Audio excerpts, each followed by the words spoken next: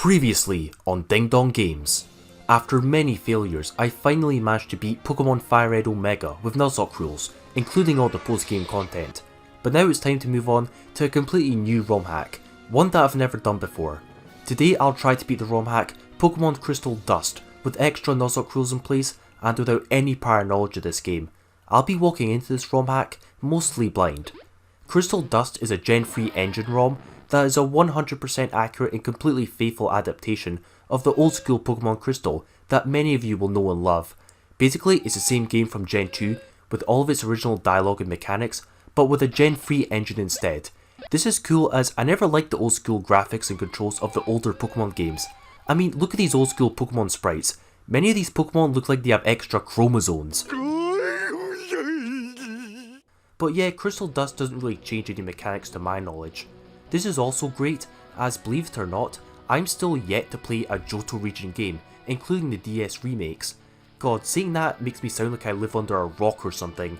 But yeah, DS games don't work on my emulator, so this ROM is the best opportunity for me to play in the Johto region. Unfortunately, this ROM is still not complete yet, and you can only play the main game Johto region. As of now, there is no post-game Kanto region yet, so I won't be covering that. And while this game isn't too hard, I am going into this game blind, and will be using extra Nuzlocke restrictions in addition to the standard Nuzlocke rules that most people use. First of all, I can't use any items from my bag during battle, and also, I will avoid over leveling if possible. That way, I'll never be too OP, and I'm still at risk of dying at any time. These rules will make this game worthy of being a challenge. On a side note, I really considered playing the ROM hack Liquid Crystal instead of this, which is complete and even adds in extra fan-made content, but I wanted my first Gen 2 run to be an authentic one. Maybe in the future I'll cover that.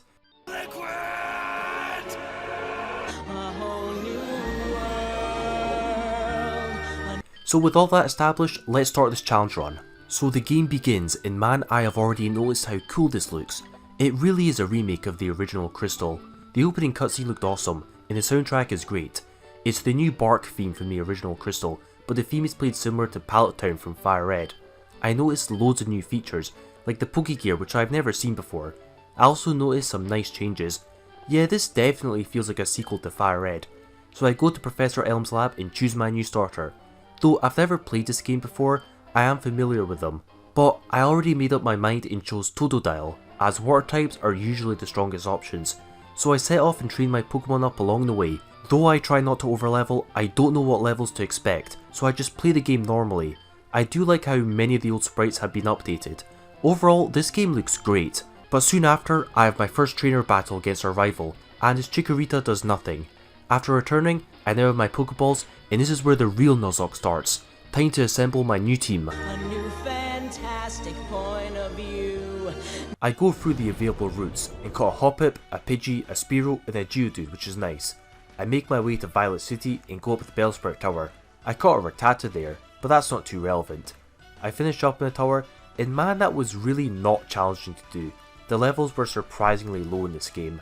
Afterwards, I train up my Geodude, then go straight for the gym leader, as I don't want to overkill the grinding. I battled the first gym leader Falconer with Geodude, and that was interesting. Not really. His Pokemon had Mud Slap on them, but it wasn't enough to stop me. I took out his 2 birds with my 1 stone Pokemon. That was a shit joke, but you get the point. It's ridiculous how comically pathetic the first gym leader was. A flipping level 7 Pidgey. Remember Emerald Kaizo? Yeah. Hell, the first trainer battle in Fire Red Omega was more challenging than this. Anyways, moving on. I get this egg but never really do anything with it. I also catch this Onyx, but I doubt I'll be using it, as I don't know if I can evolve it in this game, as trading sucks. At this point my Pokemon are automatically really overleveled, even though I've barely done any grinding. Soon after I caught a Zubat, which I will be using, but apart from that, nothing notable really happens here. The Nuzlocke is actually really tame now. Even the strongest Team Rocket grunt I found here had 1 coughing, that's a whopping level 14. It still did nothing. However, after preparing for the second gym badge, I did receive a mild challenge, as our rival literally jumped us while my team was damaged, as I wasn't prepared for this at all, as this is my first playthrough. The prick will even let me refuse his challenge, so I have to battle him. Hoppip can't hurt this Ghastly, so Geodude has to put it out instead.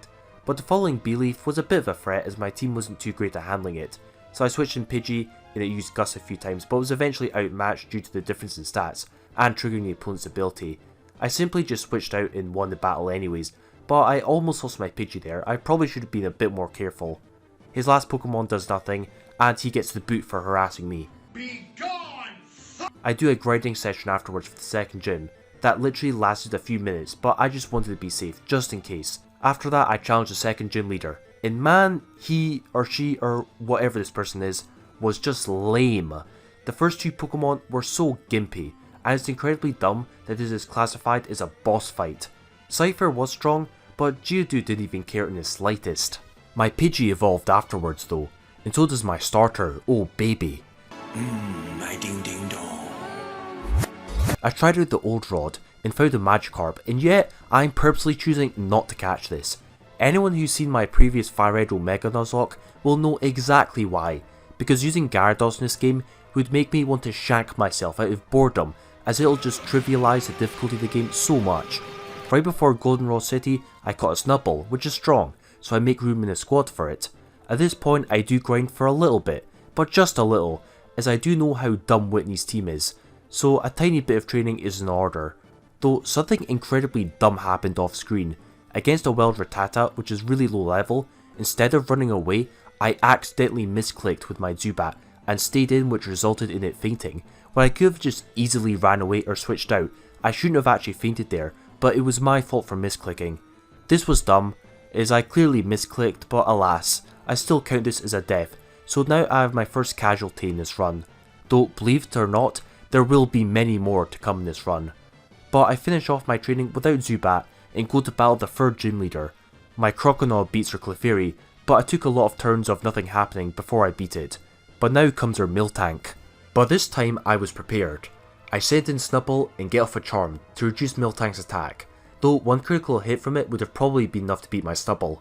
After that, Geodude comes in and finishes off Miltank by spamming Magnitude, though it kept getting low magnitudes as Miltank kept getting critical hits and flinches, but I won anyways. Forgot to mention that Geodude has a calm nature which lowers its physical attack.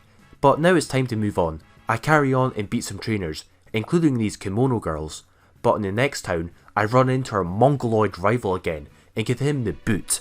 Pidgeotto makes quick work of Haunter, while Graveler beats Magnemite and tries to learn self-destruct in the process.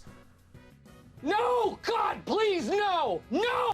My Skiploom was able to finish off this battle by using Sleep Powder and just spamming Headbutt. Though it is weak, and the grass move would have actually been really nice about now. But afterwards, in the area where I find the legendary dogs, I encounter a wild Coughing, which is nice to have. At this point, the game becomes a lot less linear and has many branching paths, which is cool. For a second, I panicked as I saw my rival again, as my team was crippled. But this time he didn't harass me with a mandatory battle. I explored the areas nearby and caught some more Pokemon, though most of which weren't great. While training up my Coughing, I realised how dated a lot of the movesets were in Gen 2, which makes grinding awkward at times. It took a while to level up my Coughing. Did you know that apparently in Gen 2, the Pokemon Executor cannot learn any good grass or psychic moves, which is lame as hell. Snubbull evolves and is now strong, but I now attempt Morty's gym, and unluckily I lost my Coughing in the process. A Haunter used Mean Look and cursed to trap it as my Coughing literally couldn't do anything to it. Oh well, that was my fault for not switching it out sooner, but now I have the fourth gym battle against Morty. Another one down. However, unlike the previous ones, this gym battle was actually really hard. Oh god. Ghastly used Lick on my Croconaw, and of course it gets the power hacks first time. Haunter goes down also after doing nothing, but the hacks is really annoying. But the true threat is out now. Gengar. This battle took a complete 180 here. I had the opportunity to beat his Gengar, as it wasted a turn using Mean Look, but of course I get fully paralysed, and now I can't even switch out. No, Croconaw, stop it! Fuck! Well, that just happened. For some reason I sent in Pidgeotto, but this backfired so much unexpectedly, as Gengar used Hypnosis and a monstrously powerful Dream Eater, completely healing itself in the process. Damn it, not per Jesus too. At least Skiploom can put it to sleep. Wrong. Not even Granbull could stop this madness. At this point I'm completely screwed, and the chances of me winning are so slim. I seriously did not expect to come back after this, as I only have 2 Pokemon left on this team, and one of them is wounded. At this point, I'm prepared to lose this Nuzlocke, disappointingly. But what if I told you that I made a comeback? The hypnosis miss meant Graveler was able to free KO that dumb Gengar like it deserved, though the fact that Gengar went for Mean Look instead was probably the only reason I didn't die. Jesus, I bet the last Haunter and finally claimed the 4th gym badge, but at what cost? Man, that was uncomfortably close, and my finest team members are gone, including my starter. Now the tables have completely turned, and my team is now super weak, where before my team was really overpowered. Now I have to rebuild everything from scratch. Oh well. But luckily after this things turn out alright. I encountered a Miltank, which is awesome. I caught a Tentacool, which did die shortly afterwards, which sucked. But I also got a Poliwag to just replace it instead. Then I used a Machop, which I had previously caught, bringing me up to 5 strong Pokemon again. I spent a few hours grinding this time, but eventually managed to rebuild my team to a pretty strong level. I'm back. I'm back, baby.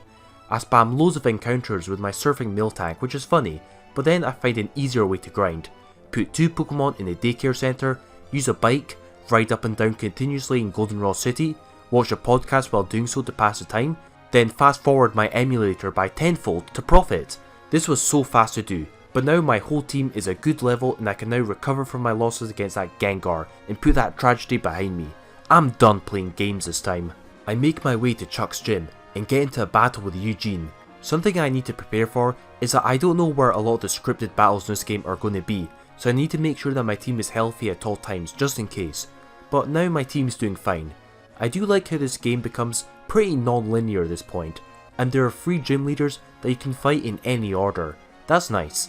I proceed to the 5th gym battle against Chuck, but luckily he only has 2 Pokemon on his team, and Skiploom does most of the work here by using Leech Seed and Stall Shenanigans to beat the opponents. My Poliwhirl does take a massive punch, but it holds on. But in the end Skiploom takes this easily. I backtrack and clear out the lighthouse, and what do you know, we've already reached the next gym leader, Jasmine. Maybe she'll be harder. My Graveler destroys her Magnemite. It's level 30, but for some reason it hasn't evolved yet, which is really dumb. To be honest, my Skiploom hasn't evolved yet either, but that's because I wanted to learn the move Mega Drain earlier, as I checked what moves I can learn in this game. But anyways, Skiploom takes an unexpectedly big hit from Steelix, which for once actually outlevels my team significantly. This is bad, as I don't really know what to switch into this. I use Sleep Powder against Steelix, and miss. And my Skiploom dies in the process. Oh, for God's sake, no! It was about to become a Jumpluff, and it put in a lot of work so far. Goodbye, Skiploom. Machoke tries to throw hands at Steelix for retribution, but is outmatched here, but I switch in Poliwhirl instead. Why the hell does Steelix use Sunny Day? That doesn't make any sense. But I set up Rain Dance and beat Steelix with too much water. Then Graveler cleans up the rest. This battle wasn't a complete disaster, but losing Skiploom hurt me. But alas, the only way to go is onwards. I prepare myself to attack this red Gyarados. Fortunately, it doesn't use Dragon Dance and destroy me, like the entirety of Fire Red Omega. Miltank drinks some milk and beats it, while Graveler finishes it off. Afterwards, I did run into a rival, but thankfully he doesn't insist on a battle this time. He really needs to leave me alone. Man, the Team Rocket Executive boss fight, if you can even call it a boss fight, was so underleveled. But anyways, I reached the 7th gym leader, and I was anxious about this as the previous gym leader had a really tough Pokemon. But I need to progress to catch new Pokemon. My team isn't too high level, but I have a good matchup as Miltank has a thick fat ability for the ice types. So I proceed to battle Bryce, and what the hell, this was so underwhelming. This gym leader was actually noticeably weaker than the last one, and was barely any better than Chuck. What the hell? I think this is due to the non-linear nature of this part of the game. The developers didn't want you to accidentally run into an overleveled gym, but it's still silly. Oh well. I catch a Swinub afterwards, and this is cool. I will be using this. Also, before the last gym, I caught a Skarmory, but man, it literally took me 15 Great Balls to catch it, but eventually I managed to catch it. Then right after in a cave, I caught an Ursaring, which is very strong. I'll definitely make room for this. Even though I have a normal type already, Ursaring had a brave nature which makes it super tough. I train my new team members, then go to unlock the last gym. I sick Ursaring on these stupid Team Rocket runs, as it gives everyone here an atomic wedgie with its massive attack stat. Oh wow, Graveler just evolves by level up now. That's awesome. So now I've got a Golem in my team, and I don't need to worry about trading because screw trying to actually socialise with the real people. Unfortunately, my rival jumps me for like the 10th time and demands a battle this time. But what happens here in this battle was crazy. The AI switched in Magnemite to my Skarmory while it was using Fly. I thought this wouldn't be a big deal as I could just switch out, right? No! Magnemite has a Magnet Pool, leaving Skarmory completely defenseless as it just gets destroyed here. I just got this Pokemon also, damn it! Goodbye Skarmory. I avenged this defeat by choosing him off, the prick. The good news is that my Machoke evolves, which is now a beast.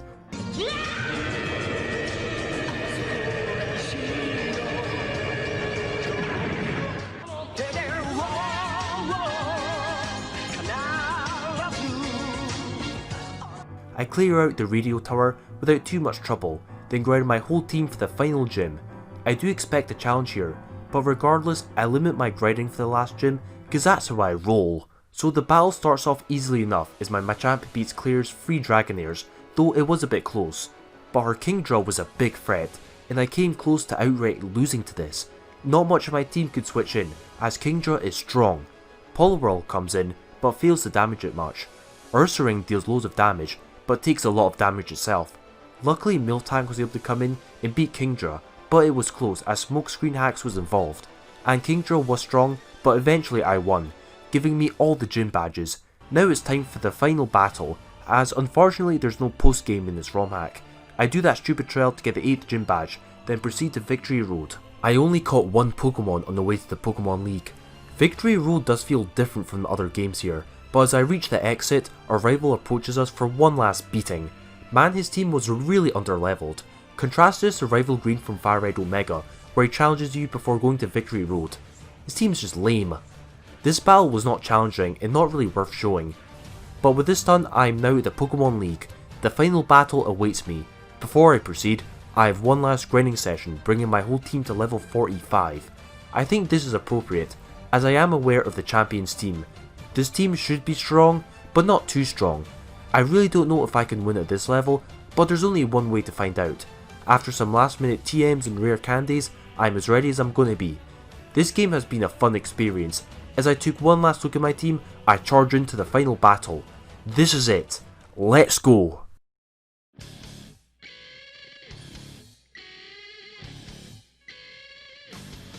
The first Elite Four members will, and they use Psychic types. Luckily, Piloswine was a good lead against his Xatu, but I brought in Miltank to KO it, and won it KO the following Jinx.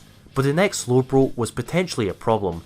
In hindsight, my team is really bad defensively, and not much can switch into threats. But I see Slowbro just spamming Curse, and that really worried me, as my whole team is made up of physical attackers. I switched in Poliwhirl, and eventually put it to sleep, then set up Belly Drum for some brute force attack. Surprisingly, Max Attack Body Slam did even less than expected, but I managed to switch in Ursaring to finish it off with Feint Attack. It also 2-hit KO's Executor, but that was really close. Last in was another Xatu, but that wasn't a problem. At least I survived though, that could have been messy. Next up in the Elite Four is Koga, who used poison types, and I led off with Ursaring, and this was much easier to do. Basically, Ursaring just spammed Strength and smashed his first 4 Pokemon. Their dumb hacks couldn't save them. For the final fortress, I switched in Golem to finish it off. That was really easy and straightforward. On to the third member. The next member was Bruno, and this was much harder. I knew he would have fighting types, but then I realised that the majority of my team is weak to fighting types, which is a massive oversight on my part. And you might have noticed I never evolved my Poliwhirl. That's because I have no idea how to get Water Stones in this game, so I never evolved it. This meant that my normal types would most likely be forced out into battle regardless, but it's too late to do anything about it now, I guess. I led off with Ursaring again as Bruno sends out Hitmontop with Intimidate, but Miltank ended up beating it with a strong return. Next in was Hitmonchan, which scared me, but I tried to stay in and fight it as Miltank is bulky, and luckily Hitmonchan didn't damage us that much, so I was able to heal up and stop it. But the next Pokemon was when things started to go wrong. Hitmonlee. Nothing on my team could switch into this, so I took a risk and stayed in. As it is a frail Pokemon, I tried to attack it with Miltank, but it barely survived the return. It must have survived with like 2 HP or something, and retaliated with a strong high jump kick to the udder, destroying my ace Pokemon Miltank. This really isn't good. Poliwhirl finished it off, then tries to put Machamp to sleep, but misses and gets one-shotted. What the hell? Ursaring deals a lot of damage, but there's no way I can live a hit from it. At this point I'm expecting to die. But in the clutch move I switched to Golem. I took a hit barely and retaliated with the Earthquake and beat Machamp. That was really close. Then the last Onix was no threat. Oh god, this battle went so badly. Now half my team is dead. At this point my chances of winning have dramatically dropped. I'm in big trouble and I have no choice but to move on. If only I could just reach the champion. Well, guess what? It turned out that I couldn't even reach the champion at this point, with 3 of my remaining Pokemon as the final Elite Four member demolishes me. I got so close to making it to the true final boss also.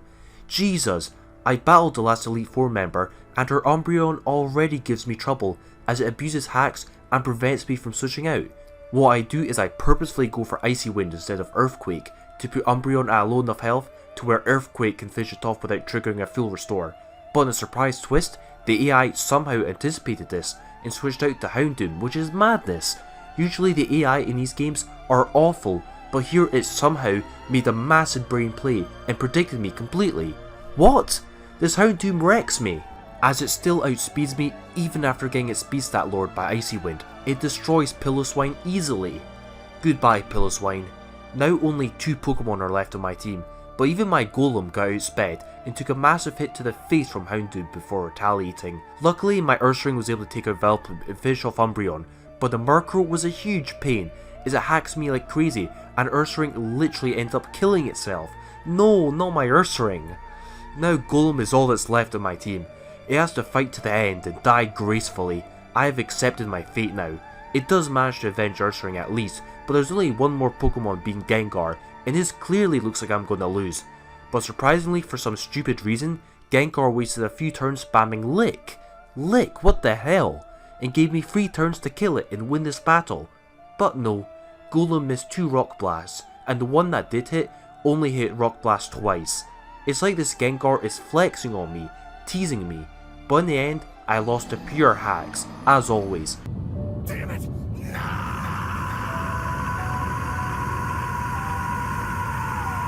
This ends the Nuzlocke, as my team is dead and my playthrough is now over.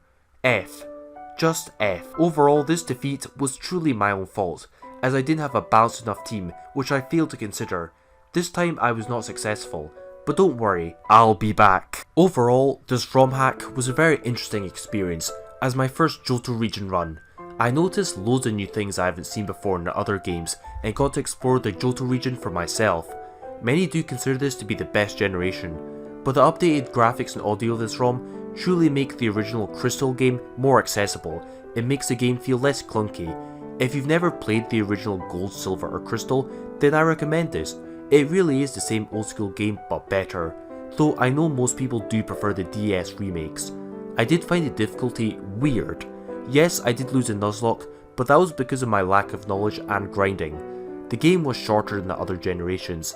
The overall levels were lower, and there was oftentimes less Pokemon available at given routes, but overall, I still had a blast with this game. I've already made plans to make a video on the ROM hack Sacred Gold, which is an improved version of Heart Gold, like how Fire Red Omega improved on the OG Fire Red, but I also have another ROM hack I want to cover, which I might do for my next video.